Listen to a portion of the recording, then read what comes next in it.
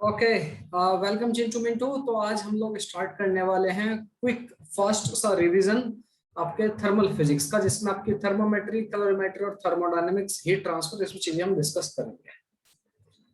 ठीक है, okay sir जी।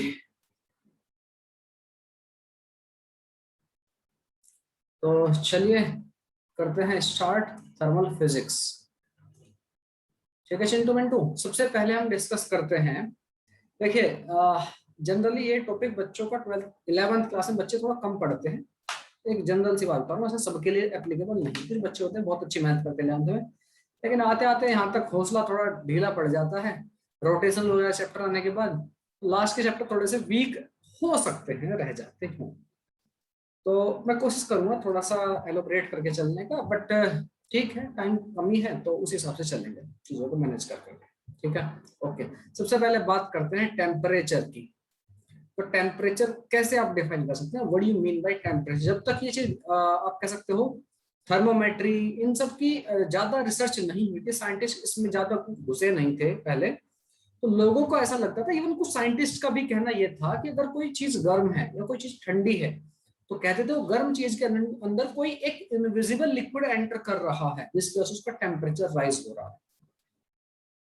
ठीक है, कुछ देर बाद आपका ऑब्जेक्ट को ठंडा हो जाता है, ये कहानी है। ठीक है, तो उसमें से वो लिक्विड जो है इनविजिबल है, दिखाई पड़ता नहीं, और वो निकल गया, जिसकी वजह से उस एनर्जी की वजह से हमारा टेम्परेचर राइज कर रहा है। लेकिन फर्दर इसके ऊपर रिसर्च वगैरह हुई तो कंक्लूजन पर आए। तो अगर मैं आपसे पूछूं कि what do you mean by temperature, temperature of substance कैसे आप डिफाइन करेंगे? तो अगर आपके हाथ में कोल्ड ड्रिंक, ठंडी ठंडी कोल्ड ड्रिंक दे दें, आप बर्फ का टुकड़ा दे दें, और दूसरे हाथ पर गर्मा गर्म एक चाय रख दें, ठीक है, चाय का कप, तो आप दोनों को टच करके आप महसूस कर सकते हैं कि हाँ, दोनों से अलग अलग टाइप की सेंसेशन आपको फील हो रही है। तो वो जो डिग्री ऑफ हॉटनेस है या फिर डिग्री ऑफ कोल्डनेस है, उसी को ही हम बोलते हैं temperature. We can define it as that degree of hotness और कोल्डनेस आप कह सकते हो, उसी को हम बोलते हैं टेम्परेचर। टेम्परेचर के ऊपर डिफरेंट डिफरेंट स्केल्स हैं, जिसको हम डे टू डे लाइफ में महसूस भी करते हैं। जैसे अगर हमें फीवर हो जाता है तो जनरली थर्मामीटर पर हमें जो टेम्परेचर मिलता है, we found this temperature in Fahrenheit. By the way, आपके जो मरकरी वाला थर्मामीटर होता है, कांच का जो होता है, ठीक है, उसमें तो दोनों ही मार्किंग रहती है, बट हम प्रेफर करते हैं, क्योंकि हमसे बुखार पूछता तो 99, 98, 100 हम कहना प्रेफर करते हैं। वी नेवर सेज 37.5 और तो हम बुखार वगैरह का मेजरमेंट जो है जनरली हम फ़ारेनहाइट में मेजर करते हैं। एक फ़ारेनहीट या फ़ारेनहाइट कहिए आप, उसमें आपका एक स्केल है, टेम्परेचर का मेजरमेंट उसमें हो सकता है। दूसरा मेजरमेंट आपका डिग्री सेल्सियस में है। तीसरा मेजरमेंट जो जनरली आप लोग कैलकुलेशन में करते हो वो आपका केल्विन में है। और लास्ट आपका जो है रीयूमर्स, र्यूमर नहीं, अफवाहें नहीं, रीयूमर एक साइंटिस्ट का नाम, तो उन्हीं के नाम पर था। तो वो एक एक हमारा स्केल है। ठीक है, तो ये हमारे 4-5 स्केल है। ठीक है बालक, ओके सर। तो सबसे पहले डिग्री सेल्सियस की बात करते हैं। जो डिग्री सेल्सियस है, तो बालक इन्होंने जो अपने टेम्परेचर को सेट किया, वो कुछ ना कुछ रेफरेंस लेकर के, कुछ कुछ चीजों को सोच करके उस हिसाब से सेट किया गया। डिग्री सेल्सियस भाई साहब की बात करें, जिन्होंने डिग्री सेल्सियस दिया, मतलब सेल्सियस साहब की बात करें, उन्होंने कहा कि जहां पर आपका 2 फिक्स पॉइंट है। पानी की अगर मैं बात करूं, पानी एक ऐसा मटेरियल है जो प्लेनेट के ऊपर सब जगह पर मौजूद है, हर इंसान उसको कंज्यूम करता है पानी। मुझे तो लगता है आप लोगों ने भी कभी ना कभी तो जिंदगी में पानी पिया ही होगा। क्या बात कर रहे हो सर? मैं मगरमच्छ की तरह रोजाना बहुत पानी पीता हूँ, लेटा रहता हूँ पानी में, ठीक है। सुने आपने, पानी सबने पिया हुआ, नहीं पिया किसी ने? ऐसा भी है कि किसी ने पानी ना पिया हो आज तक? हो सकता है कोई हो, हम, हेलो, कोई है रेगिस्तानी? नहीं, ठीक है, ठीक। तो प्यारे बच्चे, पानी सब जगह मौजूद होता है। तो साइंटिस्ट ने क्या किया कि हमने 2 फिक्स पॉइंट डिसाइड किए। 2 फिक्स पॉइंट, कौन से 2 फिक्स पॉइंट? अपने अपने रेफरेंस के हिसाब से सेट किया गया, लेकिन बाद में फाइनल किया गया कि भाई एक अपर जो फिक्स पॉइंट है उसको डिसाइड करेंगे जहां पर आपका पानी बॉईल हो रहा है, और एक लोअर फिक्स पॉइंट है जहां पर आपका पानी फ्रीज हो रहा है, मतलब पानी स्टेट बदल रहा है दोनों ही जगह पर। बॉईल होने पर आपका पानी क्या है, आपका लिक्विड स्टेट से आपका गैसेस स्टेट में या फिर वेपराइज हो रहा है। उसको आप वेपोराइजेशन पॉइंट या फिर बॉइलिंग पॉइंट भी बोल सकते हैं, दोनों में से कुछ भी बोल सकते हैं। दूसरा, जहां पर पानी को ठंडा करते चल जाए 0 डिग्री सेल्सियस पर, वहां आपका पानी क्या होता है, सॉलिड स्टेट में कन्वर्ट होने लग सकता है, या फिर फ्रीज होने लगता है, या फिर आइस बनने लगता है। इस पॉइंट को आप आइस पॉइंट, फ्रीजिंग पॉइंट बोल सकते हैं। ठीक है, ओके सर जी। तो 0 डिग्री सेल्सियस पर आपका पानी आपका फ्रीज होने लगता है और 100 डिग्री सेल्सियस पर वो बॉइल होने लगता है। इन दोनों ने जनरली कहा कि भाई ये हमारे दो फिक्स पॉइंट है। ठीक, सेल्सियस साहब से कहा कि आप इन पॉइंट पर अपना जो नंबर है, आप जो सेल्सियस निकाल के लाए हो अपने नाम पर दे दें, उसको कहाँ रखना चाहो। उन्होंने कहा कि मैं 0 पर कहूंगा कि हाँ ये हमारा फ्रीज होने लगता है। उस टेम्परेचर को मैंने कहा, मैं कहूंगा 0 है, ये है 0 मेरे लिए सेल्सियस साहब ने ऐसा कहा। ओके, और जहां पर बॉईल होने लगता है वो हो गया आपका 100 डिग्री सेल्सियस। तो 0 से लेके 100 के बीच में पानी का वेरिएशन इस तरह चलता है। 0 से नीचे जाओगे तो आपका फ्रीज होने लगेगा, बर्फ बनने लगेगा। 100 से ऊपर जाओगे, 100 पर रहोगे तो आपका बॉईल होने लगेगी चीजें, वो वेपर बनने लगेगा। एग्री। बॉइलिंग पॉइंट भी कभी कभार हमसे पता होना चाहिए हमें क्या होता है ये, वैसे bye the way this is concept of chemistry, but still आपको पता होना चाहिए बॉइलिंग को आप डिफाइन करेंगे। किसी ऑब्जेक्ट का बॉइलिंग पॉइंट, किसी लिक्विड का या किसी भी सब्सटेंस का बॉइलिंग पॉइंट कैसे डिफाइन करेंगे। द टेम्परेचर एट विच, सबका अलग अलग होता है। आपका अल्कोहल का अलग होगा, पानी का अलग होगा, अलग अलग चीजों का अलग अलग हो सकता है। ठीक होता है। अच्छा जी, तो बॉइलिंग पॉइंट को आप इसे डिफाइन करें, the temperature at which the pressure of, जो उसकी अपर मोस्ट सरफेस है, जो भी लिक्विड है सब्सटेंस है, उसकी सरफेस का pressure is equal to the atmospheric pressure. वो एटमॉस्फेयर में मिक्स होने लगती है, उसको बोलते हैं बॉइलिंग पॉइंट। एनीवे, बढ़ते हैं हम आगे। दूसरे साइंटिस्ट आए जिसका नाम था फारेनहीट या Fahrenheit, what ever you call. ठीक है, उनसे पूछा गया, हाँ जी सर आपने भी डिजाइन कर लिया अपना स्केल, तो क्या आपका बॉइलिंग पॉइंट। उन्होंने कहा कि वो थोड़े से उधर के थे, ठीक है, यूरोपियन कंट्रीज थे, थोड़ा उनको खाना पीना पसंद था जो इंडिया में थोड़ा प्रोहिबिटेड है। ठीक है, वैसा हो सकता है, या जिस मोहल्ले में वो रहते हो उनके चचा ताऊ भाई लोग पूरा, समझ गए ना। हाँ, समझ गए सर, हम भी कर लेते हैं कभी कभी सर, नाले के बगल में बैठ करके मैं भी। तो सुनिए, तो उन्होंने कहा कि भाई ठीक है, फिक्स पॉइंट ठीक है। उन्होंने कहा कि मैं तो अपना स्केल जो है फारेनहाइट के नाम से चलाऊंगा। ठीक, तो किस हिसाब से डिफाइन किया गया, उन्होंने कहा कि पूछा गया 0 फारेनहाइट कहाँ रखेंगे। अभी फिक्स पॉइंट की बात नहीं कर रहा मैं पानी की, मैंने कहा कि सिंपली 0 फारेनहाइट का रखेंगे। उन्होंने कहा कि मैं 0 को वहां से रेफरेंस लेके चलूंगा जहां पर अल्कोहल आपकी फ्रीज होती है, और आपको पता है अल्कोहल का जो फ्रीजिंग पॉइंट होता है इट इज लेस देन, लगभग काफी काफी कम, तो कई सारे डिग्री सेल्सियस कम होता है एज कम्पेयर टू वाटर। ठीक है, तो उनसे पूछा कहाँ किधर रखोगे आप, किधर। तो उन्होंने कहा कि मैं स्टार्ट करूंगा 0 फारेनहाइट का मतलब होगा सम डिग्री सेल्सियस जो कि नेगेटिव में रहेगा। कहां पर डिग्री सेल्सियस में जाएंगे तो नेगेटिव में, कैसे कन्वर्जन करना बताएंगे उसके बारे में। तो उनसे पूछा गया कि कहाँ किधर किधर रखेंगे। उन्होंने कहा 0 फारेनहाइट वहां पर रखूंगा जहां पर आपकी अल्कोहल फ्रीज होती है। ओके, उनसे पूछ गया चलिए आप अपने पानी के लिए फिक्स पॉइंट, दो फिक्स पॉइंट डिसाइड करने, कहां पर करेंगे डिसाइड। उन्होंने कहा कि उस हिसाब से जो मैं स्केल बना रहा हूँ 32 फारेनहाइट पर आपका पानी फ्रीज हो रहा होगा, मतलब 0 डिग्री सेल्सियस, 0 डिग्री सेल्सियस में फारेनहाइट आपका 32 होगा। Point okay. उनसे पूछेगा नेक्स्ट अपर पॉइंट पाने के लिए कहां डिसाइड करेंगे। उन्होंने कहा कि 100 नहीं रखेंगे। उनसे पूछा कितना, उन्होंने कहा कि 212 रखेंगे। मतलब कुल मिलाकर के अगर मैं कहूं पानी जहां आपका फ्रीज होने लगता है उस पर फारेनहाइट में होगा 32 फारेनहाइट पर आपका पानी फ्रीज होने लगेगा, आइस बनने लगेगी। ओके, और बॉइल कहां पर होगा, कितने फारेनहाइट पे, तो 212, 212। ठीक है, 32 से लेकर 212। गेटिंग पॉइंट, यस सर जी, गेटिंग पॉइंट सर। अच्छा, उसके बाद आया केल्विन साहब। केल्विन साहब का अलग कंसेप्ट लेके उनसे कहा गया हाँ जी आप भी कुछ कहेंगे, तो कहेंगे कैसा नहीं, हम भी अपना नया स्केल लेके आएंगे। ठीक है, तो केल्विन साहब ने अपना स्केल दिया। उनसे पूछा कहाँ डिसाइड करें। उन्होंने कहा हमारा कंसेप्ट ही अलग है, ना तो हम पानी पीने वाले हैं और ना ही हम दारू पीने वाले हैं। ठीक है जी, तो उनसे कहा कहाँ आपका स्केल कहाँ रखेंगे सर जी। तो उन्होंने कहा कि हम चीज ऑब्जेक्ट को इतना ठंडा करा देंगे, इतना ठंडा कराएंगे, कंफ्यूज हो जाएंगे कि अपना प्रेशर ही खो देंगे। क्या मतलब सर। तो किसी भी ऑब्जेक्ट को ठंडा कराते रहिए, उसका प्रेशर घटाते रहिए, साथ प्रेशर घटा दीजिए, और ठंडा करते करते करते इतना ठंडा कर दीजिए उसका प्रेशर 0 हो जाए। प्रेशर आपको पता है नेगेटिव नहीं हो सकता। जहां पर पोटेंशियल आपका प्रेशर 0 हो जाए किसी ऑब्जेक्ट का, उससे नीचे टेम्परेचर हो ही नहीं सकता, क्योंकि आपका प्रेशर नेगेटिव में हो नहीं सकता है। तो ऐसा सर, हाँ जी, तो वहां पर होगा 0 केल्विन, एब्सोल्यूट 0। 0 केल्विन से नीचे टेम्परेचर नहीं होता है। याद करो सर, हाँ जी 0, ठीक है 0 आपका, ठीक है 0 केल्विन से नीचे आपका टेम्परेचर नहीं होता है। कौन 0, वो समझ रहे हो 0 केल्विन का मतलब क्या? जहां पर ऑब्जेक्ट अपना पूरा प्रेशर खो देता है।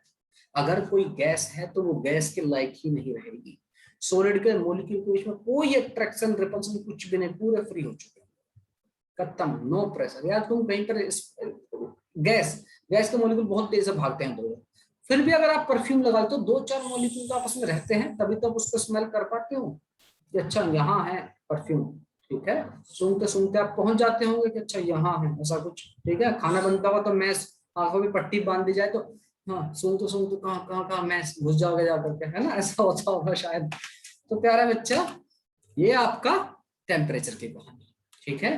तो 0 केल्विन से उन्होंने स्टार्ट किया। उनसे पूछा गया आपका फ्रीजिंग पॉइंट का पानी का, तो 273 आप जानते हो, तो बहुत जनरली यूज करते हैं 0 डिग्री सेल्सियस, तो उसमें 273 ऐड कर दीजिए, वो आपका केल्विन में 273.15 by the mole specific.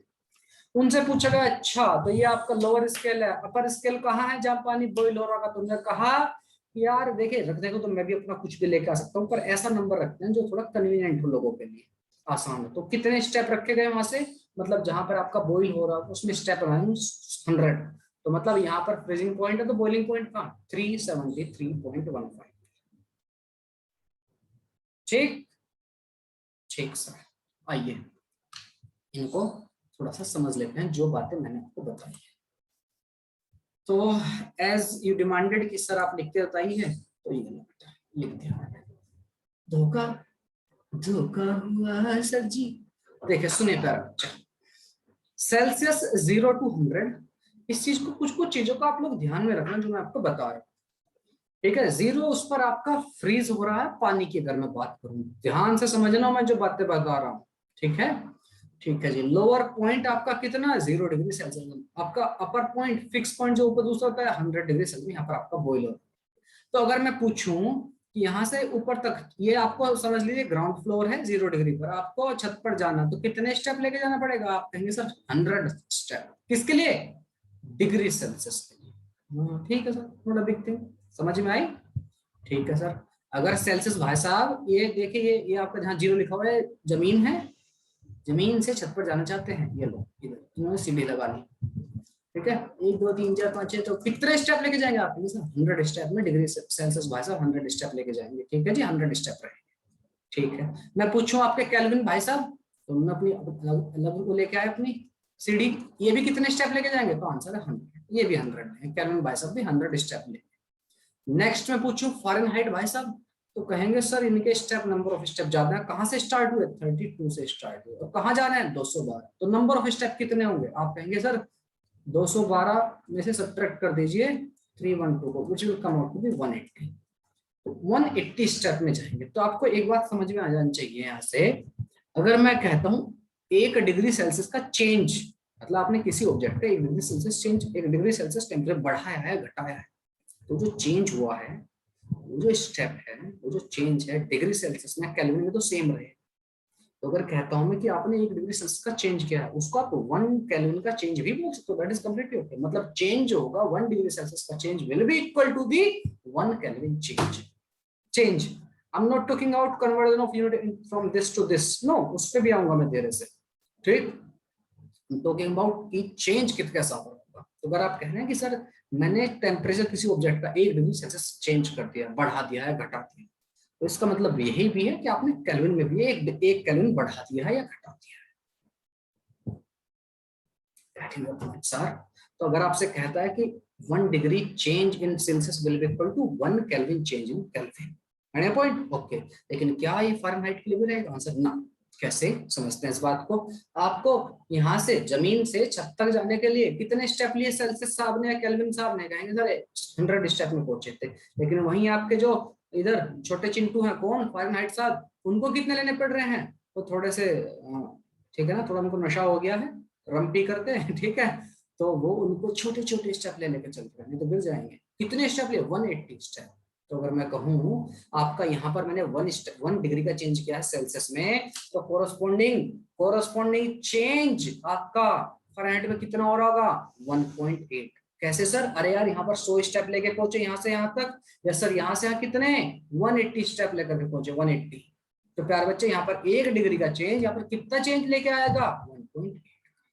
Getting my point? बात समझ में आ गई है? मेरे ख्याल से बात समझ में आ गया। फिर भी अगर डाउट है तो आप बिंदास होकर मुझसे पूछ सकते हैं। अगर डाउट है तो आप मुझसे पूछ सकते हैं, मास्टर जी ये बात समझ में नहीं आई हमको। ठीक है, समझ में आ गए ना बचवा? समझ गए हैं ना? समझ गए हैं मास्टर जी, समझ गए हैं। चलिए, तो प्यारा बच्चा इस बात को भी ध्यान में रखिएगा कि 1 डिग्री सेल्सियस का जो चेंज होगा it will be equal to 1 kelvin change. ध्यान से रिपीट, चेंज को बार बार रिपीट कर रहा हूँ। ये खुले हुए जो चेंज रहते हैं ना, खुले हुए सिक्के, उसकी बात नहीं कर रहा हूँ। 1 डिग्री सेल्सियस का चेंज, देखिए 100 डिग्री सेल्सियस का चेंज जो है पानी को फ्रीजिंग से बॉइलिंग पर लेके चला गया, लेकिन फ़ारेनहाइट में कितना लेके जा रहा? 180 डिग्री फ़ारेनहाइट। तो बेटा 1 डिग्री का सेल्सियस का चेंज कितना होगा? 180 अपॉन 100, मतलब 1.8 का चेंज। Getting a point? मेरे ख्याल से बात समझ में आ गई है। र्यूमर भाई साहब ने बताया अपने स्केल के बारे में कि भैया 0 पर हम मानेंगे कि हमारा फ्रीज हो रहा है, और 80 डिग्री पर हम मान लेंगे आपका बॉइलिंग हो रहा है। ठीक है सर? मेरे ख्याल से यहां तक की बातें आपके दिमाग में घुस चुकी हैं अच्छे से। चलिए बेटा, चलिए, बहुत ही बढ़िया। सर आप पहले चाय बेचते थे क्या? क्यों बेटा, आपके मुंह से ऐसी आवाज निकलती है, चने चाय। ठीक है, ओके। अब बात करते हैं बेटा कन्वर्जन ऑफ स्केल की। एक छोटी सी बात ये समझिए बालक, भाई टेम्परेचर का चेंज होगा, अलग अलग स्केल है, पर उसकी डिग्री ऑफ हॉटनेस या डिग्री ऑफ कोल्डनेस तो बराबर चेंज हुई। अगर आपका पानी यहाँ पर ठंडा था, ठंडा कूल 0 डिग्री सेल्सियस पर था, और आपका पानी भी हो सकता है, आपका बर्फ भी हो सकता है, इस बात को भी डिस्कस करेंगे।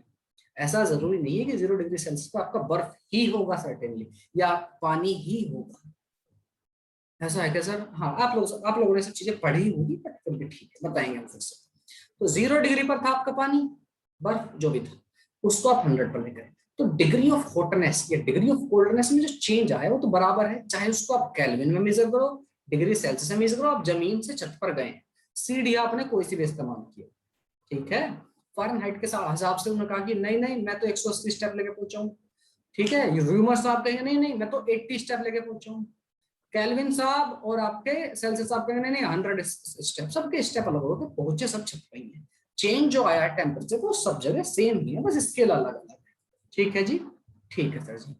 तो प्यारा बच्चा, अगर मुझे एक क्वांटिटी को दूसरी क्वांटिटी में कन्वर्ट करना है, एक क्वांटिटी को मैं चाहता हूँ दूसरी क्वांटिटी में कन्वर्ट, दूसरे स्केल में कन्वर्ट करना, कन्वर्जन ऑफ स्केल। मैं चाहता हूँ कि आप इसको डिग्री सेल्सियस को फ़ारेनहाइट में, या मेरी बॉडी का टेम्परेचर कितना है आपकी 37 डिग्री सेल्सियस को फ़ारेनहाइट में, केल्विन में, वगैरह वगैरह, या फिर र्यूमर में कन्वर्ट करना, तो कैसे करें? मैंने एक ये वाला ग्राफ देखिए, ये जो मैंने इधर ग्राफ टाइप बनाया हुआ है, दिस वन सर, सब कुछ कचड़ा कुचड़ा हो रखा, ये जहां मैंने येलो लाइन से खींचा इसको, इस ग्राफ के अंदर देखिए, देख रहे हैं सर? तो प्यारे बच्चे, मैंने एक उस पर एक्सिस पर ले लिया है आपका एक्स एक्सिस, एक एक्स एक्सिस पर ले लिया है आपका डिग्री सेल्सियस, आप कोई सा भी ले सकते हो, कोई बस्ती नहीं है, और आपका वाई एक्सिस पर ले लिया मैंने फ़ारेनहाइट। ठीक है, ओके सर जी। मुझे पता है 0 डिग्री सेल्सियस पर आपका 32 फ़ारेनहाइट है, ये पहला पॉइंट मार्क कर लिया मैंने, पॉइंट ए। ठीक है सर जी। आपको पता है आपका 100 डिग्री सेल्सियस पर कितना होता है? 212, इसको मार्क कर लिया। ठीक है, और ठीक है सर। अच्छा, अगर मैं कोई रैंडम पॉइंट ले लूं, पॉइंट बी, पर जिसके कोऑर्डिनेट क्या है? C comma F.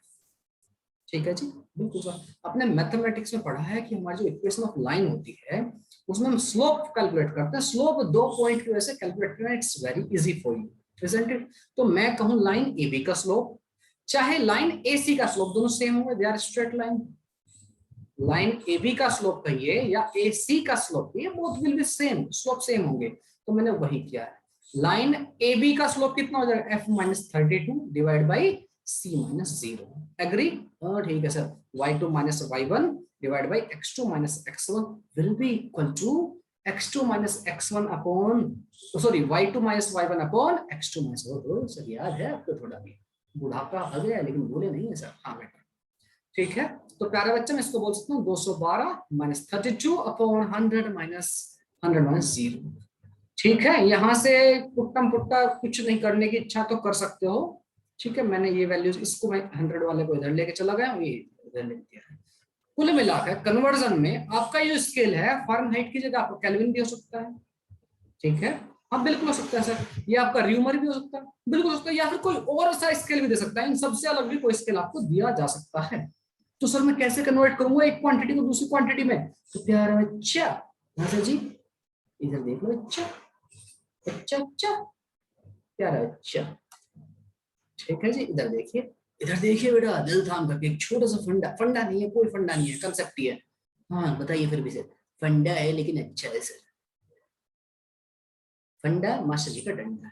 ठीक है, सुनिए प्यारा बच्चा, करना क्या है। हाँ, जिस भी स्केल में आप कन्वर्जन चाहते हो, जैसे हाँ हाँ सर, जो भी आपका वेपोराइजिंग पॉइंट है, वीपी कह सकते हो या फिर आपका बॉइलिंग पॉइंट है, जिस भी स्केल में आप चाहते हो, ठीक है सर, जिस भी स्केल में चाहते हैं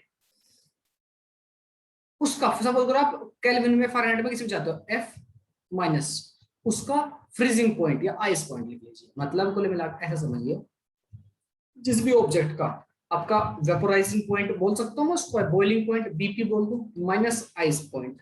ठीक है, आइस पॉइंट या फिर फ्रीजिंग पॉइंट, जो भी कैसा आप फ्रीजिंग पॉइंट एफपी बोल दूं इसको, डिवाइडेड बाई, यस सर, आपका जो भी स्केल ले रहे हैं, चाहे तो फ़ारेनहाइट लीजिए, चाहे आपका केल्विन लीजिए, सेल्सियस लीजिए, जो भी है वो स्केल माइनस उसका आइस पॉइंट या फिर आपका फ्रीजिंग पॉइंट। ठीक है, ये जो क्वांटिटी है इट विल बी कांस्टेंट, ये कांस्टेंट रहती है। तो क्यों? क्योंकि स्लोप है, स्लोप है। अगर यहाँ फ़ारेनहाइट की जगह केल्विन रिप्लेस कर देते तो यहाँ पर जो वैल्यू थी ए बी सी पर वो चेंज कर देते, आपका आंसर तब सेम आता। ओहो ये बात है। तो सर फंडा बताना क्या करना है? अरे करना ये है बेटा, जैसे आपको डिग्री सेल्सियस कन्वर्ट करना है, यस सर, तो क्या करो, डिग्री सेल्सियस में 100 रहता है boiling point, yes sir, minus उसका फ्रीजिंग पॉइंट डिग्री सेल्सियस में 0 सर, यहाँ पर सी लिखिए डिग्री सेल्सियस का और माइनस उसका freezing point, okay, will be equal to, अब ये तो हो गया डिग्री सेल्सियस की कहानी। अब उसको मैं फ़ारेनहाइट में रख सकता हूँ। फ़ारेनहाइट में कहां पर बॉइल होता है आपका आंसर? 212 पर। फ्रीज कहां पर? तो आपका आंसर 32 पर।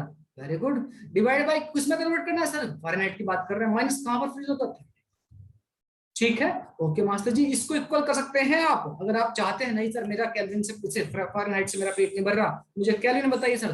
तो केल्विन बॉइल कहां पर होता है आपके आंसर? 300 373.15 373 लिख देता हूं, आप समझदार हो इतने, माइनस 273 आपका freezing point, divide by kelvin minus 273। समझ में आ गई बात? ओके सर, आपको र्यूमर में रखना है तो र्यूमर में रख लीजिए 80 minus 0 divide by R minus 0। तो आप इन सब चीज ध्यान में रखिए, आप जिसको चाहे उसको कन्वर्ट कर सकते हैं, वही मैंने लिखा है। इधर देखो, ठीक है, इधर देखिए बेटा, इधर इधर ये जो मैं येलो कलर से इसको मार्क कर रहा हूँ, वही चीजें लिखी हुई है। वाह, अभी कन्वर्ट कर ले जाएंगे सर, एक एक सर करके बताओ प्लीज, पाले इधर पाले जी। ठीक है, ये मैंने लिखी हुई है। सर ऐसी आवाजें कैसे निकाल सकते हैं आप एक शिक्षक हैं। ठीक है, फिर तो ये मैंने क्वेश्चन आपको, मतलब आप खुद से इसको ट्राई कीजिए। क्या है क्वेश्चन से? क्वेश्चन बेटा ये कह रहा है कि आपको कन्वर्ट करना है आपके बॉडी के टेम्परेचर को, किसमें? फ़ारेनहाइट में। करो फटाफट से, जो ट्राई आपको चाहिए समझ में। आप फंडा लगा करके ऊपर फंडा लिख, मतलब फॉर्मूला लिखा है, क्या ही फंडा, दिस नॉट अ फंडा, इट इज अ फंडा बट इट्स नॉट अ फंडा। ओके ग्रेट सर, ट्राई कीजिए फटाफट से कन्वर्ट करके बताइए। 37 डिग्री सेल्सियस होता है हमारी नॉर्मल टेम्परेचर, उसको कन्वर्ट कीजिए फ़ारेनहाइट में, र्यूमर में, और आपका तीसरा स्केल है केल्विन, तीनों में कन्वर्ट कीजिए। तो बालक आपने इसको सारे स्केल में कन्वर्ट कर लिया होगा। फ़ारेनहाइट हुआ, तो फ़ारेनहाइट हुआ, केल्विन हुआ, और आपका र्यूमर हुआ। कुछ नहीं करना है, वही आपका फंडा लगाना है कि भाई दोनों टेम्परेचर का डिफरेंसेस उनके अपने अपने में, उनको डिवाइड कर देना उनका रेस्पेक्टिव। ठीक है, ठीक है सर, समझ में आ गई ना बात? बिल्कुल सर, आपका जो मैंने ऊपर लिखा हुआ यही कहानी रखनी है, और आपकी जो वैल्यूज आ जाएंगी फ़ारेनहाइट में आ रही होगी आपकी 98.6, केल्विन में आपका लगभग 310, 273 लिया है अगर आपने, और आपका र्यूमर स्केल में 29.6। ठीक है बालक, ये आपकी वैल्यूज आ रही है। ठीक है जी, बिल्कुल ठीक है सर। चले तो इसी बात पर एक क्वेश्चन और लेते हैं। कौन सी बात पर सर? इसी बात पर आपने ये वाला क्वेश्चन सोल्व किया तो इसी बात पर एक क्वेश्चन। कहाँ है सर क्वेश्चन? दिखाओ ना हमको कहाँ है क्वेश्चन। ये लो बेटा क्वेश्चन आपकी स्क्रीन के ऊपर ये रहा। दिल दाम करके बैठिए सज्जनों भाई बहनों, टुक टुक जी खड़े हो जाइए। 5,000 रुपये का क्वेश्चन आपकी स्क्रीन पर। टिंग टिंग टिंग।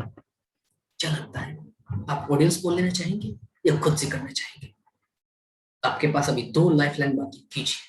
ठीक है, यहाँ पर पूछा गया है सेकंड क्वेश्चन में चेंज पूछा गया है कि चेंज कितना हो रहा है। कह रहा था टेम्परेचर ऑफ आईएमपीसी रेज्ड फ्रॉम, ये FRO की जगह M भी है यहाँ पर इसके साथ, 30 डिग्री टू 90 डिग्री, तो 30 से आपका 90 degree Celsius. What is change in its temperature on the Fahrenheit scale? Fahrenheit scale पर कितना चेंज होगा? चाहे तो आप समझ सकते हैं, मैंने आपको बताया कि आपका 1 डिग्री सेल्सियस का चेंज वहां पर 1.8 का चेंज होगा फारेनहाइट में। नहीं अगर यहाँ से दिल भरता आपका तो आप ऐसे भी ध्यान रख सकते हैं। आपने जो फारेनहाइट को कन्वर्ट किया है डिग्री सेल्सियस में, कैसे कर सकते हैं? 100 minus 0 divide by C minus 0। इसको भी ध्यान में रखिए, आप रटिए मत कि 9/5 प्लस 32, वो सब तो रटिए बिल्कुल मत रखिए, बिल्कुल भी ध्यान मत रखिए। इक्वल टू 212 माइनस 32 अपॉन आपका F माइनस 32। ये होता है, ये आपका boiling point, freezing point, boiling point, freezing point, जिस पॉइंट पर जिस स्केल के स्केल, और ये आपका फ्रीजिंग पॉइंट। ठीक है, ये रेशियो है। तो ये आपका ये कितना ऊपर कितना जाएगा? 180। यहाँ से ये ऊपर कितना? 100। एक जीरो से एक जीरो कट्टम पुट्टा, 2 9 जा 2 5 जा। तो यहाँ से Fahrenheit minus 32 will be equal to 9C upon 5, और ये इधर आकर 32 हो जाएगा प्लस यहाँ से आकर के। तो फारेनहाइट इक्वल टू आता है 9/5 C प्लस 32। ये आपका कन्वर्जन का फॉर्मूला है। ठीक है जी, ठीक है सर। लेकिन अब बात हो रही है चेंज की। सपोज करो ये आपका टेम्परेचर F1 था, यहाँ पर इसने C1 को चेंज किया हुआ। C1 आपका कितना होगा? 30। बच्चे इसमें टाइम वेस्ट कर देते हैं, पहले उसको कन्वर्ट करेंगे, फिर आपका F2 निकालेंगे। F2 में क्या रहेगा? 9/5 C2 प्लस 32। ठीक है, ये रहेगा। एग्री ना? बिल्कुल सर जी, ये रहेगा। तो प्यारा बच्चा, अब जब चेंज देखोगे आप तो F2 माइनस F1 का ये चेंज होगा, तो 32 वाला टर्म कट जाना, कैंसिल। और 9/5 क्या होता है? 1.8 होता है। ठीक है, मैं जो आपको बताया था 1.8। तो आपको कितना बचेगा? 9/5 कहिए, 1.8 कहिए, 1.8, और change in degree Celsius. Change in degree Celsius कितना? 36 90 हुआ तो 60 60 इंटू 1.8। ठीक है, ओके सर। 6 48 और 6 कम 6 और 4 10, 108 फारेनहाइट। इतने का चेंज होगा फारेनहाइट में। केल्विन में कितना होगा? केल्विन का चेंज जो होता है बिल्कुल वही होता है जो डिग्री सेल्सियस का होता है। तो केल्विन का चेंज कितना हो जाएगा? वही 60 केल्विन का चेंज है, और 108 फारेनहाइट। ठीक है, ओके सर जी। नेक्स्ट क्वेश्चन बड़ा आसान सा, फटाफट से कीजिए। कहाँ से नेक्स्ट क्वेश्चन बताइए दोस्तों पहले हमको। हाँ आ रहा है, ये लीजिए। इसके नीचे वाला क्वेश्चन है example number 14.5। Do it.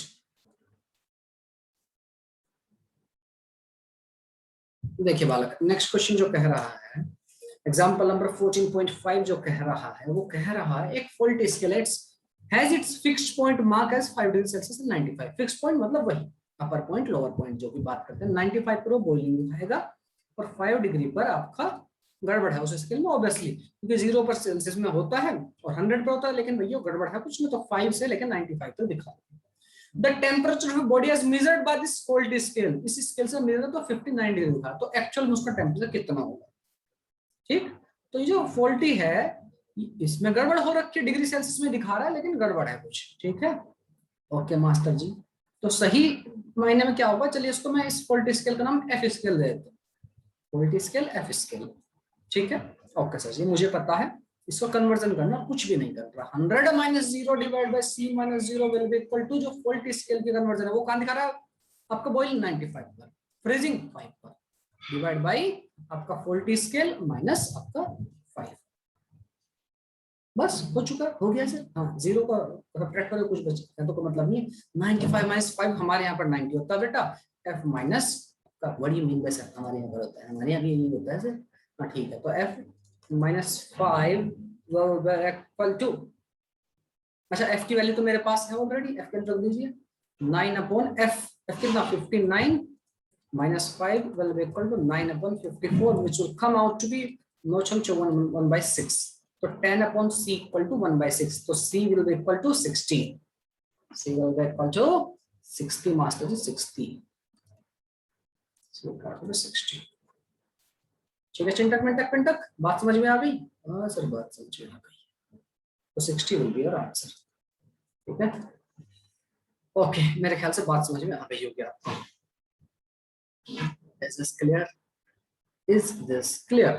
I think it is clear. Me, I can इन सब एक चीज और समझिए, थर्मामीटर जो डिजाइन किए जाते हैं वो कैसे डिजाइन किए जाते हैं? How we design thermometers. ठीक है, थर्मामीटर कई टाइप के हो सकते हैं, जैसे कि जो कि प्रेशर का मेजर, प्रेशर जैसे टेम्परेचर में चेंज हुआ तो उसके कोरस्पॉन्डिंग उस थर्मामीटर में हो सकता है प्रेशर में मेजर, प्रेशर जो है वो बदल रहा हो। अगर प्रेशर बदल रहा है तो वहां पर हम वैल्यूज को डायरेक्टली प्रोपोर्शनल टू प्रेशर कर देंगे। ठीक है, हम देख लेंगे 0 डिग्री पर आपका प्रेशर कितना था, ओके, और आपका 100 डिग्री पर क्या है प्रेशर। ठीक है, बोलते बोलते जीप कट गई है। ठीक है, तो 0 डिग्री पर देख लेंगे प्रेशर कितना था और 100 डिग्री पर देख लेंगे वो कैसा रेशियो आ रहा है, उसी अकॉर्डिंग देख लेंगे कितनी लेंथ पर कितना प्रेशर चेंज हुआ, तो उसी अकॉर्डिंग टेम्परेचर में इतना चेंज हुआ। ठीक ओके सर, और आपको पता है, हाँ जी बेटा एक और बार बोल दो, सुनाई नहीं दिया। सुनिए, मैं कह रहा हूँ कि थर्मोमीटर कैसे डिजाइन किए जाते हैं। थर्मोमीटर का डिजाइन करना कई सारे फैक्टर्स पर आप बना सकते हैं थर्मोमीटर, कई सारी चीजों पर। जैसे एग्जांपल जो सबसे पहले अपने घर पर हम थर्मोमीटर इस्तेमाल करते हैं, डॉक्टर साहब करते हैं, कांच का थर्मोमीटर जैसे रखा रहता है गिलास टाइप में, उसको सैनिटाइज कर करके मुंह में घुसेड़ देते हैं आपके, जब आपको बुखार हो जाता है ना, जब बगल में रख लेते हैं आप। ठीक है, उसी को फिर बगल वाले के बगल, अपनी बगल में रख के बदबू गंदा करके दूसरे के मुंह में दे देते हैं कि धुला हुआ है ले। ठीक है, तो प्यारा बच्चा, वो थर्मामीटर होता है। वो अगर हम मरकरी की बात करें तो मरकरी का क्या है, जैसे उसमें टेम्परेचर राइज होता है ना, टेम्परेचर जैसे बढ़ता है तो उसका वॉल्यूम बढ़ता है, जिसकी वजह से आप देखते हैं मरकरी के थर्मामीटर में एक मार्क दिखता है आपको कि अच्छा यहाँ तक आ गया, उसका वॉल्यूम इंक्रीज होता है। मरकरी का जैसे टेम्परेचर बढ़ेगा तो उसका वॉल्यूम बढ़ना स्टार्ट हो जाता है, तो उसका वॉल्यूम डायरेक्टली प्रोपोर्शनल टेम्परेचर के। ठीक है, पहले जो उसका कुछ वॉल्यूम रहा होगा, अब जैसे वॉल्यूम बढ़ करके 98.8, 99 या 100 पहुंच कर देखेगा, अच्छा भाई हमारा फीवर यहाँ इतना है हमारा फीवर। एक तो तरीका ये, एक तरीका वॉल्यूम के एक्सपेंस पर डिपेंड करता है। और क्या हो सकता है किसी क्वांटिटी का आपने वॉल्यूम फिक्स कर दिया, आपको पता है पी इक्वल टू एनआरटी होता है, ये नो डाउट ये आइडल गैस के लिए, बट एक रफ सा रिलेशन तो होता ही है। ठीक है, अगर आपने उसका टेम्परेचर फिक्स कर रखा, मतलब टेम्परेचर बढ़ाते हो और वॉल्यूम फिक्स है तो क्या होगा, प्रेशर डायरेक्टली प्रोपोर्शनल जो है, एक तरह से गैस ना होकर के कुछ और सब्सटेंस हो सकते हैं, बट ऐसा हो सकता है कुछ चीजों में आपका प्रेशर डायरेक्टली प्रोपोर्शनल डिपेंड कर रहा है आपका किसके ऊपर, टेम्परेचर के ऊपर। तो टेम्परेचर जैसे बढ़ेगा कोरस्पोंडिंग उसका प्रेशर बढ़ेगा, तो अच्छा देख लेंगे, अच्छा इतना प्रेशर बढ़ा मतलब इससे इतना आपका प्रेशर बढ़ रहा है, इतना मतलब टेम्परेचर बढ़ रहा है। ठीक, वॉल्यूम का मैंने आपको बताया। और अपार्ट फ्रॉम दिस आपके जो जैसे कुछ चीजों का रेजिस्टेंस होता है, रेजिस्टेंस वर्कआउट आपको पता है, टेम्परेचर जैसे चीजों का राइज होता है वैसे ही मेटल्स का मोर स्पेसिफिकली कहें तो रेजिस्टेंस भी बढ़ता है। तो हम देख सकते हैं अच्छा पहले से ऑब्जेक्ट का रेजिस्टेंस इतना था, अब इसका रेजिस्टेंस इतना हो गया, रेजिस्टेंस इतना इंक्रीज हो गया, तो कोरस्पॉन्डिंग टेम्परेचर में चेंज को इतना हुआ, तो हम बता दें अच्छा इतना फीवर है या फिर जो भी चीज का टेम्परेचर मेजर कर रहे हैं। गेटिंग पॉइंट, में एक दो चीज आपको बता देता हूँ थर्मोमीटर की, फिर आपको कंसेप्ट और बढ़िया तरीके से क्लियर हो जाएगा। मैं किधर हूँ? ठीक है बालक, थर्मोमीटर बहुत सारे टाइप हो सकते हैं। मरकरी थर्मोमीटर लेंथ पर डिपेंड करता है, ठीक है, लेंथ पर आपका काम कर रहा होगा। ठीक है सर जी, तो बिल्कुल जो हमने कंसेप्ट बताया ना, जो कन्वर्जन का स्केल है, बिल्कुल इसी कन्वर्जन के स्केल को इस्तेमाल करेंगे। जो कन्वर्जन का स्केल है हमारा, बिल्कुल ऐसा ही इस्तेमाल आप कर सकते हैं। कैसे कर सकते हैं सर? देखो प्यारा बच्चा, मैं कह सकता हूँ सपोज करो आपका जो मरकरी आपने एक ट्यूब के अंदर भर ली, आपका थर्मोमीटर सिंपल सा थर्मोमीटर जो होता है, मैं आपकी स्क्रीन के ऊपर एक खरीद के ले आता हूँ थर्मोमीटर, खरीद के लाएंगे सर? हाँ, गूगल बाबा से कहूंगा प्लीज थर्मोमीटर दे दो एक, तो वो शायद दे दे हमें। ठीक है, थर्मोमीटर ऐसा दे देंगे, बहुत अच्छे हैं गूगल बाबा सर। ठीक है, ठीक है बाबा, यस बेटा क्या चाहिए बोल, थर्मोमीटर पाइए बाबा, ये वाला ले दीजिए, ये लो। कांच वाला ले गए? कांच वाला चाहिए सर, कांच वाला। ये लो बेटा, आपके स्क्रीन के ऊपर थर्मोमीटर आ रहा है। दिलथाम के बेटा बच्चों, आपके सामने प्रेजेंट कर रही हैं महान जादूगर सम्राट थर्मामीटर। Tin tin tin. ये आ गया, वाह क्या बात है सर। ठीक है जी, ये थर्मामीटर, बस सर बस कीजिए बस। ठीक है 108 तक है, बट 104 पर इंसान मरने की स्थिति में हो जाता है। ठीक है हाल में देखिए, ये देखिए ऐसे रहता है थर्मामीटर। यस सर 37, ये रहा 98.6। ठीक है ये आपका 100 फारेनहाइट, 102, 104, 106, 108, इतने बुखार पर इंसान की स्थिति खराब हो जाती है, यहाँ पर डेथ हो जाती है लगभग। अब किसी किसी की बॉडी हो सकता है झेल जाए इससे ऊपर भी। ठीक है ओके सर जी।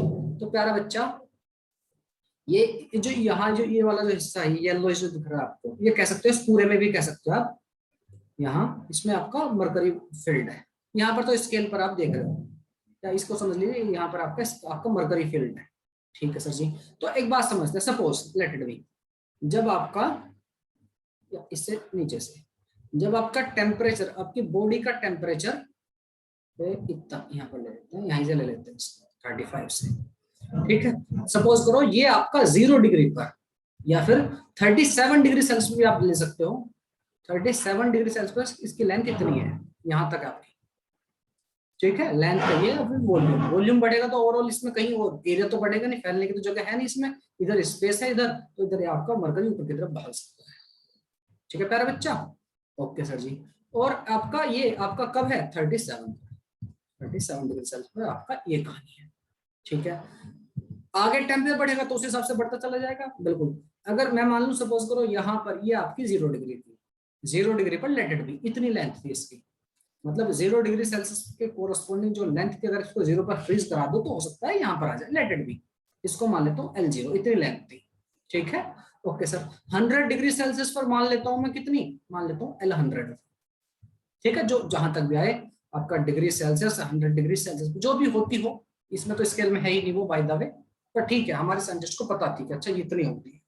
ठीक है ओके सर जी। तो ये जो रेशियो है वाला यहाँ पर आपका टेम्परेचर जो है वो डायरेक्टली प्रोपोर्शनल किसके, लेंथ के, temperature directly proportional to length. ठीक है जैसे जैसे आपका, क्योंकि वॉल्यूम में क्या है एरिया बढ़ नहीं सकता, तो आपका वॉल्यूम बढ़ने के लिए क्या होगा, उसको लेंथ ही बढ़ेगी। बिल्कुल सही बात है सर जी। तो प्यारा बच्चा, यस सर जी।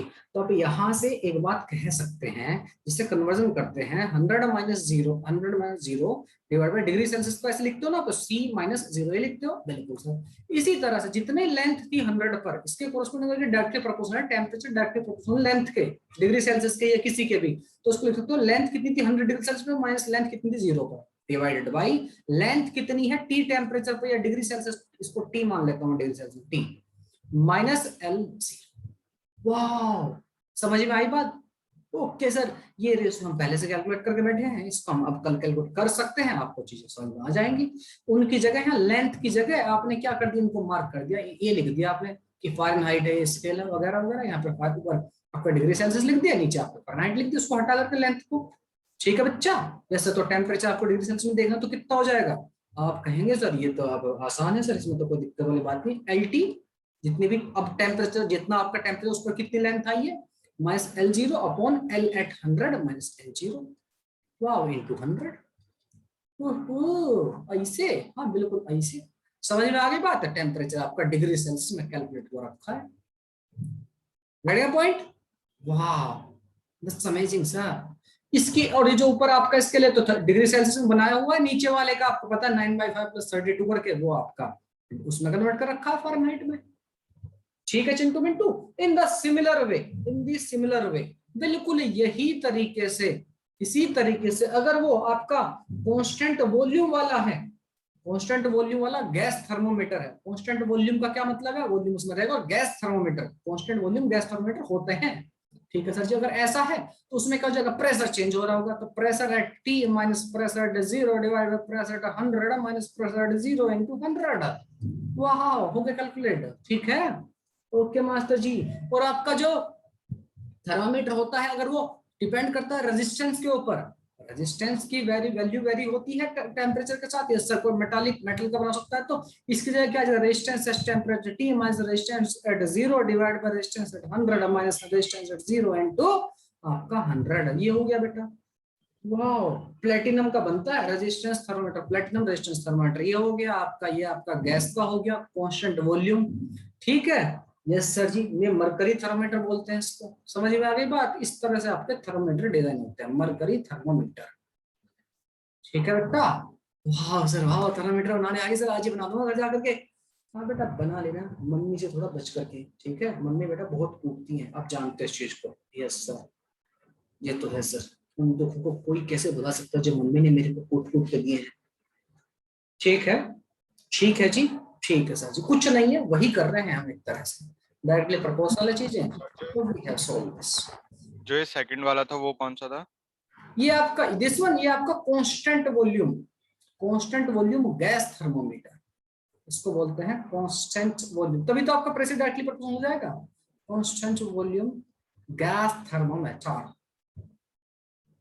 ये आपका रेजिस्टेंस थर्मोमीटर, रेजिस्टेंस कौन सा? प्लेटिनम से करते हैं चीजों को हम एक्सपेरिमेंट। ओके सर जी, तो प्लेटिनम रेजिस्टेंस हो जाता है। ठीक है, कभी आपसे कभी पूछ लिया जाए, कोई चलता फिरता गांव का मोहल्ले का पड़ोस वाली पूछ ले, बेटा तुम इतने बड़े साइंटिस्ट बन गए, इंजीनियर बन गए, थर्मोमीटर बनाना आता है का? तो आप कहना यस आता है अंकल जी, अभी बना दूंगा, अभी बना दूंगा, अभी चुटकियों में। ठीक है, आप इस छाती तान के बोल सकते हैं सर अभी अभी अंकल जी, ऐसे ऐसे। ठीक है चलिए बेटा, ये हो गए थर्मोमीटर के बारे में। चलिए चलिए चलिए, बहुत ही बढ़िया सर जी, बहुत ही बढ़िया। अब आगे की बात सुनिए बेटा, thermal expansion. Next heading is thermal expansion. पहले बातें समझ लेते हैं। कभी कभी हमारे घरों पर ऐसा होता है, सबके घरों पर होता है, मेरे घर पर भी हुआ है, कई बार फेस की गई है चीजें। कैसे सो क्या हुआ ऐसा जो आपके घर पर हमारे घर पर भी हुआ?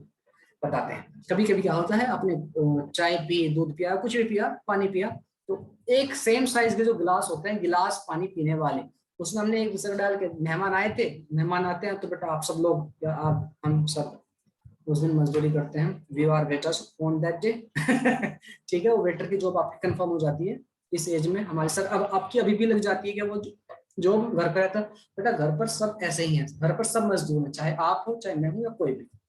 ठीक है, घर पर सब मजदूर है। तो बेटा मेहमान आए, आपने चाय वाय उनको पिलाई, दूध वगैरह जो भी आप पिलाते हैं, और गिलास जो थे मम्मी ने कहा चिंटू चलो गिलास टेबल साफ करो। आप जा रहे हैं अपने ओचा कमरे यहाँ पे डाल के, वो क्या बोलते हैं रामू काका की तरह, हाँ मम्मी कर रहा हूँ मैं। ठीक है, झाड़ू इधर जेब में घुसाई हुई और जा रहे हैं, गिलास को ऐसे ऐसे एक दूसरे के अंदर गिलास फंस जाते हैं। ऐसा होता होगा, बाल्टी फंस गई या गिलास फंस गए। हाँ सर बिल्कुल होता है हमारे घरों पर। लेकिन अगर कोई घर का समझदार इंसान होगा तो वो एक हरकत नहीं करेगा जो आप करेंगे जनरली। क्या सर? गिलास पे पूरी ताकत लगा देंगे, प्लास से उसको खींचेंगे या हथौड़ी बजा देंगे, पिचका देंगे, ये सब कर देते हैं बच्चे जनरली। लेकिन अगर घर का कोई समझदार इंसान होगा, थोड़ा सा एक्सपीरियंस्ड, या जिसने फिजिक्स पढ़ी होगी, ठीक है, वो क्या करेगा, उनको ना गिलास को, दोनों गिलास जो फंस गए निकलते नहीं है, बहुत ज्यादा टाइट कभी कभी हो जाता है ऐसा। ठीक है, बहुत बुरी तरह फंस गया, नहीं निकल पा रहे, वैक्यूम से क्रिएट हो जाता है अंदर, निकल नहीं पाता। तो उसके लिए क्या करेगा, उनको ना क्या करेगा, वो समझदार इंसान, आपकी मदर हो सकते हैं, फादर हो सकते हैं, आप तो नहीं हो सकते ना सर, ऐसा नहीं समझिए हमको।